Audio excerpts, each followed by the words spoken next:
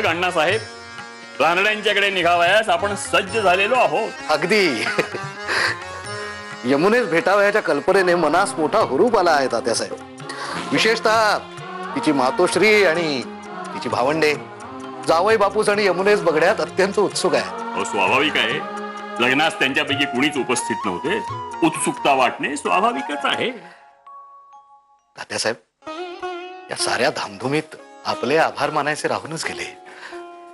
सारे कार्य आपणच जुळवून आणलेत, स्थळेही आपणच सुचविलेत, आम्हास कुठलीही तोशीच पडू दिली नाहीत.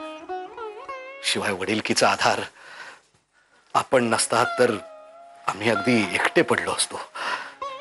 आम्ही बरे एकटे पडू देऊ तुम्हाला? हो, आम्हा जसे भालचंद्र आणि रुक्मिणी तसेच तुम्ही आणि उमा परके का आहोत? तसे नव्हे, पण अण्णासाहेब, आता आपण जे बोललात ते ऐकून आम्हास खूप संतोष वाटला. रीतीला पक्की असणारी माणसे आम्हास खूप आवडतात. मात्र आता आपण बोललात ते फक्त रीतीसाठी नव्हते, मनापासून होते. आम्हास खूप संतोष वाटला. अण्णा, रानड्यांकडून बग्गी आली आहे. बग्गी आली? आपल्याला निघावे असावे. अरे व्यंकटेशा, बग्गी आली रे. चला मुलांनो, बग्गी आली. चला चला. गोपाळराव, रानड्यांकडे गेल्यावर उत्साहाच्या भरात तोंडून काही वावगे जाणार नाही याकडे लक्ष असू द्या. जीवणीस अंमळ लगाम द्या आणि चेहऱ्यावर प्रसन्नता असू द्या. आठ्या नकोत. त्यासाठीच आम्ही. अण्णा, अण्णा, आई आई पडली. उमा,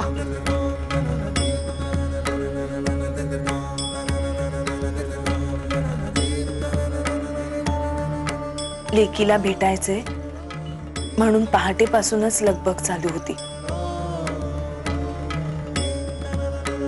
आंघोळ करून आली आणि घाईघाईनी सारे उरकीत होते. अचानक भोवळ येऊन पडली. शुद्धीवर आहे पण ग्लानी आहे फार.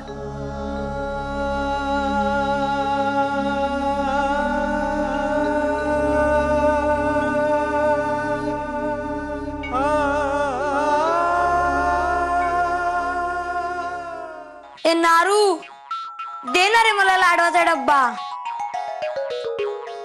दुर्गा अक्का, सांग ना गेला.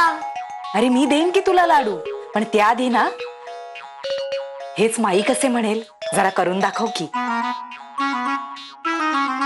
ए नारू, मी काय म्हणते, जरा लाडवाचा डबा दे पाहू.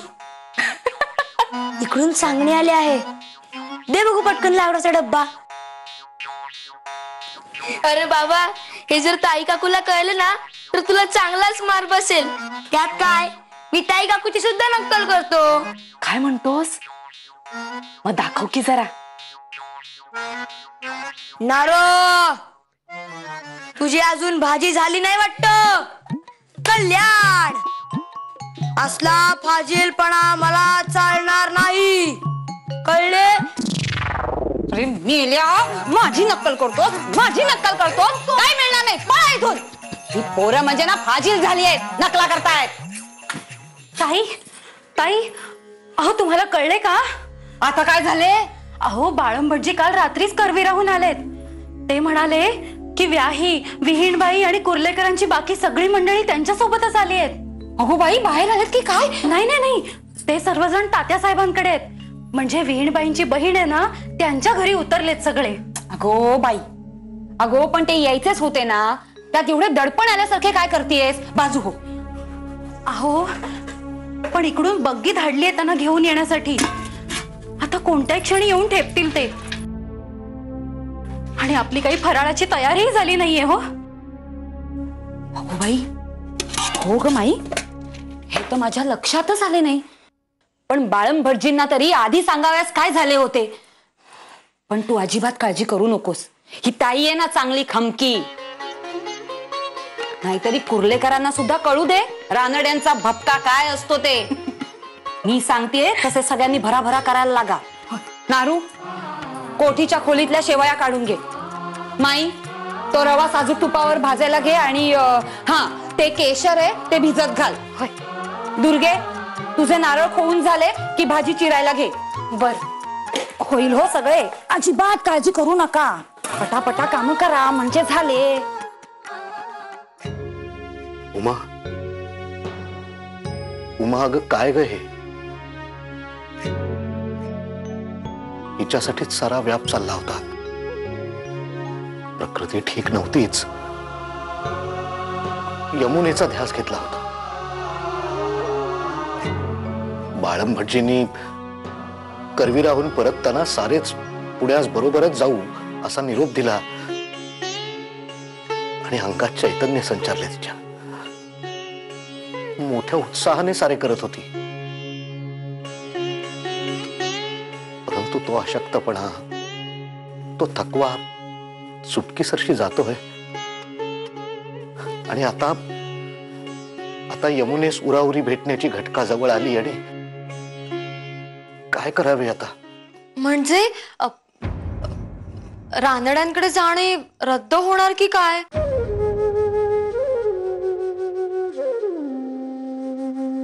नाही, तुम्ही सर्वांनी ठरल्याप्रमाणे ठरल्या वेळी रानडेंच्याकडे जा. त्यांच्याकडून बग्गी आली आहे. उमा तर आता येऊ शकत नाही, पण आपण सर्वांनीही न जाणे योग्य दिसणार नाही. अहो पण अण्णासाहेब, सूनबाई धोरणीपणाने बोलतायत. वाड्यावरून बग्गी आली आहे, ती रिकामी पाठवणे योग्य होणार नाही. तुम्ही सर्वजण निघा.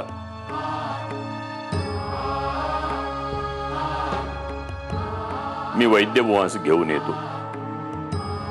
उमेवर उपचार सुरू करतो. 1-2 दिवसात 30 बरे वाटले की मग जाईल भेटावयास. कसे? खरे आहे, अन्य काही पर्यायच नाही. उमेश येथेच ठेवून जाणे क्रमप्राप्तच आहे. परंतु तुम्ही तिची इवलीशीही काळजी करू नका. मी आहे तिच्यापाशी. होय, आधीच यमुनेसाठी जीव बावरलेला तिचा आणि आता हे भेटीच्या कल्पनेचा आवेग सोसावला नाही दिस, पण चटकन सावरेल ती. ज्या ओढीने ती इथे आली ती ओढच उभारी देईल तिला. या आपण.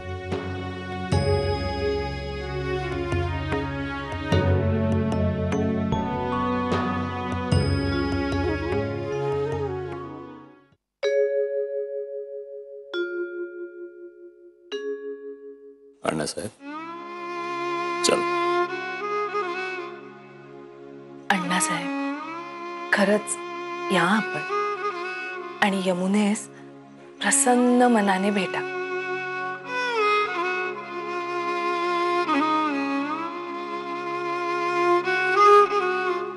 जा बाळ.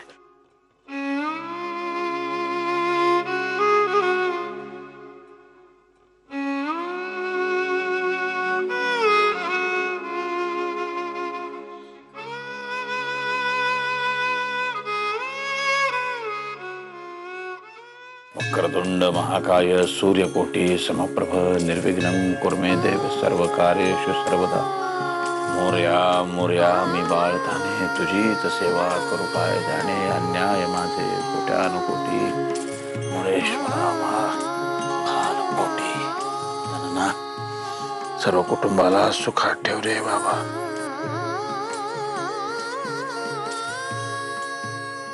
काय गो दुर्गे, काय काम काढलेस? हिला गणपतीला नमस्कार करावयाचा होता. होय, अगं ये मग, ये बैस इथे. ये घे पाटावर बैस. या ये बैस.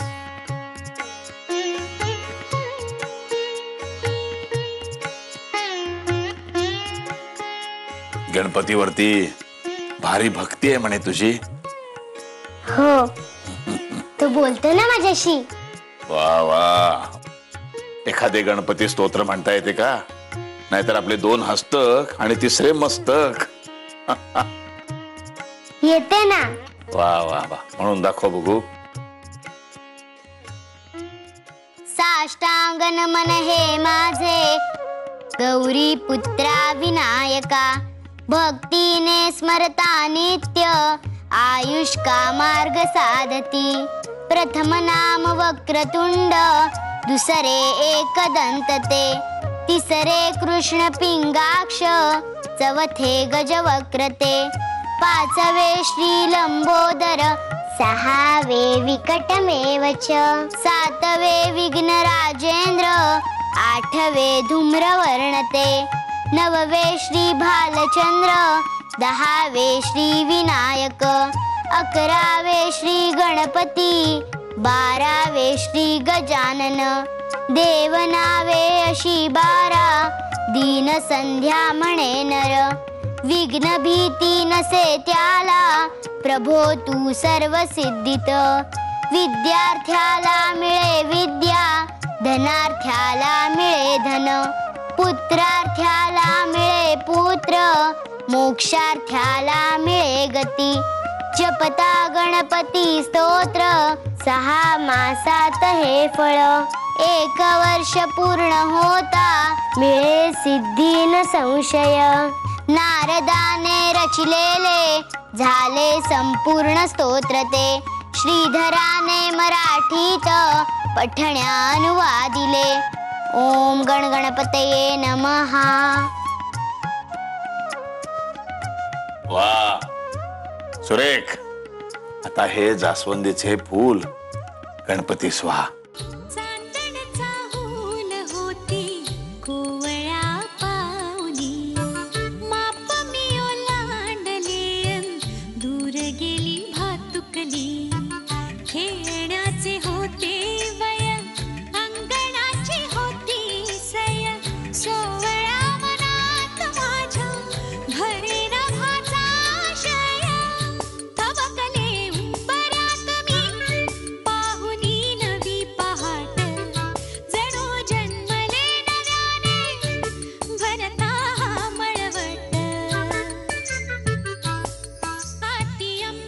सुनबाई. अगं रामा. रमे, सुनबाई. सुनबाई. हो, काय झाले काय? अचानक धावत गेली ती. काय पोरीच्या डोक्यात केव्हा काय येईल काही सांगता यायचे नाही. बाकी स्तोत्र बाकी उत्तम म्हटले. अय्या, खरी फुल्ली. ए दाजी, केशव, आई कुठे? सांगा ना आई कुठे?